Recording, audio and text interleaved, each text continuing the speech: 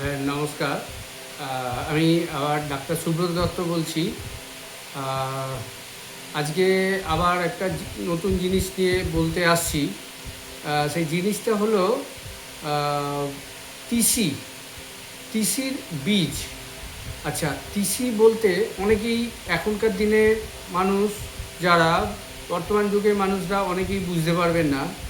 আজকে এই তিসির বীজের নামটা অনেকে যেটা সহজেই বুঝে যায়, যেটা হলো ফ্ল্যাক্সিড। এই ফ্ল্যাক্সিড নামে আজ এই তিসির বীজের নামটা বেশি প্রচলিত হয়ে গেছে। এই আজকের এই মুঠোফোন বা এই আমাদের মোবাইল বা এই ইন্টারনেট মিডিয়া এইসবের মাধ্যমে এই তিসির বীজটাকে ফ্ল্যাক্সিড নামে বেশি মানুষ জেনেছে। তো এই তিসির বীজ নিয়ে আজকে কয়েকটা কথা বলি আপনাকে। যেমন এই তিসি বীজ আমরা প্রতিদিন খেতে পারি। কীরকম খেতে পারি? মোটামুটি 10 থেকে 20 গ্রাম, মানে 2 থেকে 4 চামচ। এই 2-4 চামচ তিসির বীজ আমরা বা ফ্ল্যাক্সিড আমরা খেতে পারি। তো এটা খেলে আমাদের উপকার কি কি আছে, সেই উপকারগুলো আমি এখানে জাস্ট ছোট করে একটু বলি। এটা হার্টকে সুস্থ রাখে। কী করে সুস্থ রাখে? না, আলফা লিনোলিক অ্যাসিড এতে থাকে।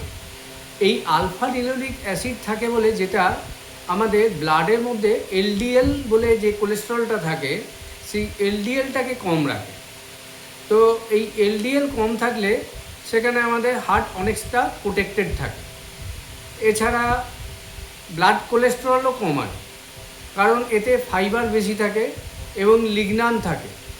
তো এই লিগনান আর ফাইবারের জন্য এটা ব্লাড কোলেস্টেরলকেও কন্ট্রোল করে, যার জন্য মানে মানে হার্ট আমাদের একটু সুরক্ষিত থাকে। 2 নম্বর হচ্ছে কোষ্ঠকাঠিন্য কমায়, মানে কনস্টিপেশনটাকে আমাদের অনেক কম করে। কেন না, এতে দ্রবীভূত ও অদ্রবীভূত ফাইবার থাকে, মানে সলিবল ইনসলিবল ফাইবার থাকার জন্য এ কিন্তু আমাদের কোষ্ঠকাঠিন্য বা কনস্টিপেশনটাকেও কমায়। আর কি করে? 3 নম্বর, হাড় মজবুত রাখে। কি করে? না, এতে ম্যাগনেসিয়াম থাকে। এই ম্যাগনেসিয়াম থাকার জন্য আমাদের হাড় অনেক মজবুত থাকে। অনেক বেশি বয়সেও আমাদের হাড় যাতে মজবুত থাকে, পড়ে গেলেও যাতে চট করে ভেঙে না যায়, ফ্র্যাকচার না হয়ে যায়, সেটা থেকেও অনেকটা প্রোটেক্ট রাখে। এছাড়া চামড়া ও চুল দুটোই ভালো রাখে। কেননা এতে ওমেগা 3 ফ্যাটি অ্যাসিড থাকে, যেটা ময়েশ্চারাইজারের মতো কাজ করে। এছাড়া ক্যান্সারকে প্রিভেন্ট করে, ক্যান্সারকে প্রতিরোধ করে। যেমন চামড়া চুলকে ভালো রাখে, সেরকম ক্যান্সারকেও প্রতিরোধ করে। কেন না, এতে অ্যান্টি ক্যান্সার কিছু কম্পোনেন্ট থাকে আর অ্যান্টিঅক্সিডেন্ট থাকে এবং অ্যান্টি ক্যান্সার কম্পোনেন্ট থাকার জন্য এ ক্যান্সারকেও প্রতিরোধ করে। কোষকে রক্ষা করে।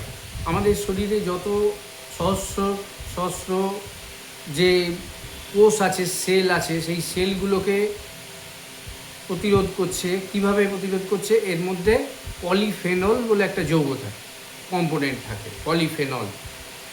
আর এছাড়া ব্লাড সুগার কমায়, আমাদের ব্লাড সুগারকে অনেক কমিয়ে ব্লাড সুগারকে কন্ট্রোলে রাখতে পারে। আরেকটা জিনিস হচ্ছে সবথেকে মজার জিনিস, যেটা হচ্ছে আমরা আজকের দিনে বেশি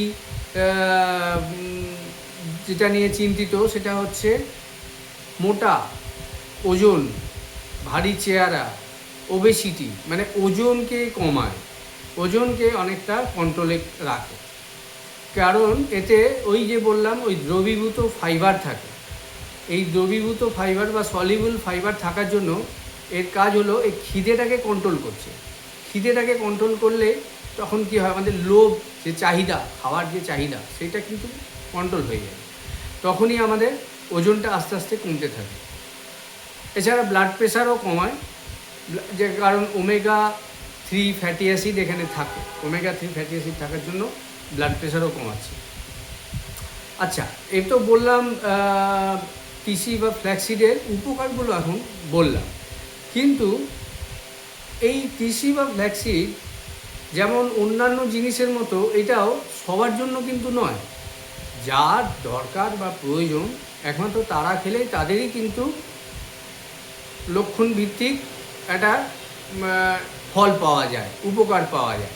কিন্তু যার প্রয়োজন নেই, হয়তো সে যদি খেয়ে যায়, বা যার প্রয়োজন সেও যদি তার লক্ষণ কমানোর জন্য বেশি পরিমাণে খেতে থাকে, তাহলে কিন্তু তার পার্শ্ব প্রতিক্রিয়া বা সাইড এফেক্ট থাকে। তো সেই পার্শ্ব প্রতিক্রিয়া বা সাইড এফেক্টগুলো কী?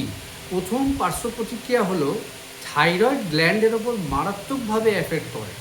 কেন না, এতে সায়ানোজেনিক গ্লাইকোসাইড আর সালফার দুটো মিক্স হয়ে থায়োসায়ানেট থাকে। এই থায়োসায়ানেটের ফলে আমাদের থাইরয়েড গ্ল্যান্ডের ওপর খুব মারাত্মক খারাপ একটা এফেক্ট পড়ে। আর হজমের সমস্যা করা কীরকম, হঠাৎ করে যদি সে বেশি খেয়ে ফেলে তাহলে পেট ফুলে যাবে, ফেঁপে যাবে, গ্যাস ফর্মেশন হয়ে যাবে, পেট ব্যথা হবে, এমনকি এখান থেকে বমি পর্যন্ত হতে পারে। তো সেগুলো থেকেও আমাদের সাবধান থাকতে হবে। এছাড়া মাতৃগর্ভে শিশুর ওজন কমে যায়, যারা প্রেগনেন্ট মাদার তাদের এটা কিন্তু ভেবেচিন্তেই খেতে হয়, ডাক্তারের পরামর্শ ছাড়া খাওয়া উচিত নয়। কারণ মাতৃগর্ভে শিশুর ওজন কমে যায়।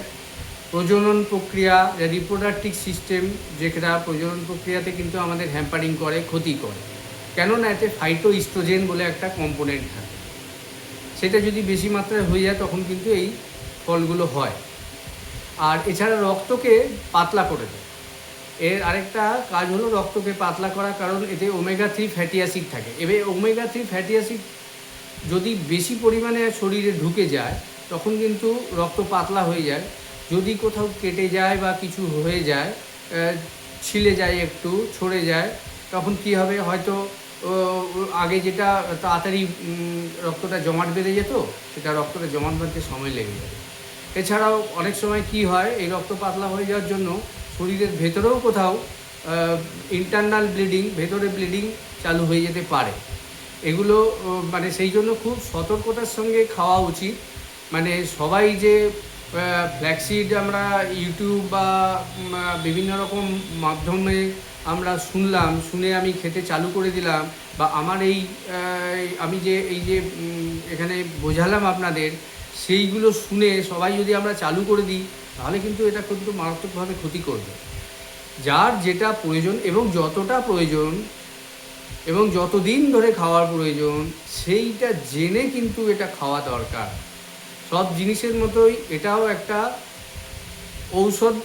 ঔষধের মতো কাজ করে, মেডিসিনের মতো কাজ করে। অতএব যে কোনো জিনিসই আমরা যখন খাবো বা শরীরে অ্যাপ্লাই করব নিজের ওপরে, তখন কিন্তু ডাক্তারের পরামর্শ ছাড়া যেন আমরা এইগুলো না খাই বা না অ্যাপ্লাই করি, সেই দিকে আমাদের সচেতন থাকতে হবে। তো ঠিক আছে, আজকে এই ফ্ল্যাক্সিড বা তিসির বীজ এই নিয়ে যেটা বললাম, এগুলো একটু সচেতনতার সঙ্গে মেনে চলবে। ঠিক আছে, নমস্কার।